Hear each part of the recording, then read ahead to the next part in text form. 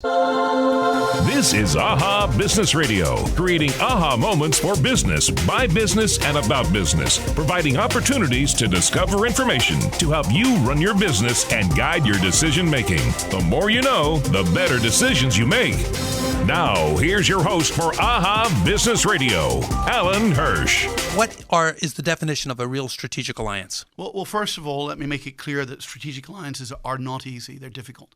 And because of that, many people waste a lot of time trying to build them.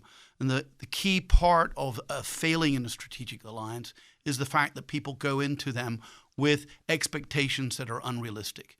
They don't have a plan, they don't have a deliberate process, and because there are so many moving parts in an alliance, they don't work together to coagulate a team that will be able to help them accomplish their mission. Strategic alliances can help you leverage your brand and your presence. Simply put, if you are working together and you are a professional service firm, and perhaps you're an accounting firm and you wanted to have a strategic alliance with Whiteford Taylor Preston, the idea is simply put to be able to share resources and access to decision makers so that we can together serve that market in a more efficient and effective way. Okay. So part of it is in a company sense, is thinking about the strategy of why you're going to do it and planning that relationship. Am I correct? It's critical, and there are some tactical steps that you need to take when you're building alliances that are really important and fundamental to the success.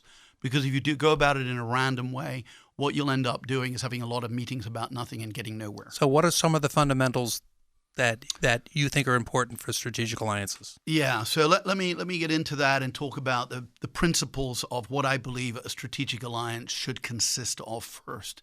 And the four principles I believe that you should begin with are defining what your basic expectations are. One, it should be a long-term plan. You don't build a strategic alliance between a set of companies, whether you're in the construction industry, technology industry, or professional services, without having that be a long-term vision. You aren't going to normally, unless certain events occur that are specific to opportunities, be able to have alliances that have impact quickly. And the second thing is to have realistic expectations of what an alliance can produce. Because what happens is people meet to form these alliances and the expectations are quite unrealistic. The third thing is that as you build the alliance, you have to have a relationship of trust. And if you don't have the relationship of trust, you're not going to be able to move forward together, particularly when you're considering there's a large investment of time and money in these. And lastly, any alliance that you build, whatever industry you're building it in, you need to have non-exclusivity. So if you're building an alliance in whatever industry it is, you don't just build it expecting to only work with that one type of firm. If we're a law firm working with an accounting firm or an insurance firm, we're not only going to work with that one insurance or accounting firm, there may be others that we bring in. Yeah, what are the core values you think are important to build strategic alliances? Great point. And if you remember, I talked about the four principles, and one of the key ones is trust. And of course, in order to make that trust expedited, you seek out other people who share your core values. So when I was growing up, the three core values that my family always talked about were seeking excellence in everything you do, integrity is not a shade of gray, and serving others before self. My four laws are simple, and I think that when you're building strategic alliances, if you follow them, it makes the alliance much more practical.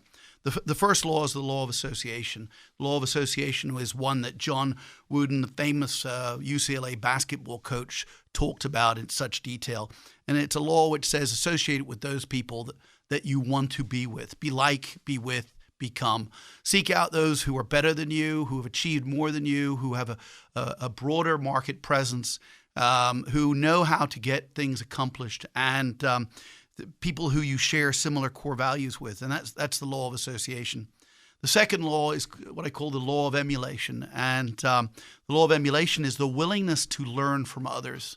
So if you go into the marketplace and you see people who are better than you, it's often a good idea to put your ego aside. And we all struggle with this, and I want to be perfectly transparent. I struggle with the law of emulation. When I see people in better better than me, sometimes I don't react like I want to learn from them. Imagine that, right? But here's the truth. If we see those who are better than us, let's learn from them and learn together so we can each help each other. Now, if they're your direct competitor, probably not going to happen. But perhaps you can. And I believe wholeheartedly that if we emulate those who are successful, we can achieve great things together. So the third law, and I name this law the law of impeccability, and simply put, do the basics right. Be on time, do what you say you're going to do. If together and you're building a strategic alliance, both firms that know that they're trying to follow this as a basic premise on how they're doing business, it means that when you have conference calls, everybody's on the line at the same time. And that certainly helps life. The last of the 4 laws, Alan. And that's what I call the law of the wax seal. And the law of the wax seal is about each of the firms in the alliance, and they should do this individually anyway, being bold enough to ensure that they have clear brand identity, that they have gone out and do the small things to identify and differentiate themselves in the marketplace, which can, in whatever you do, whether you're a business advisor like yourself or a law firm like we are, should be about mission and message. It should be about history and legacy. And we should bring that story together so that we have a clear wax seal, a clear differentiator, so that people understand our purpose and the why we're in the marketplace. But this is, to me, this strategic alliance is like any business. We talked very earlier about the why. The strategic alliance has to have a why to exist.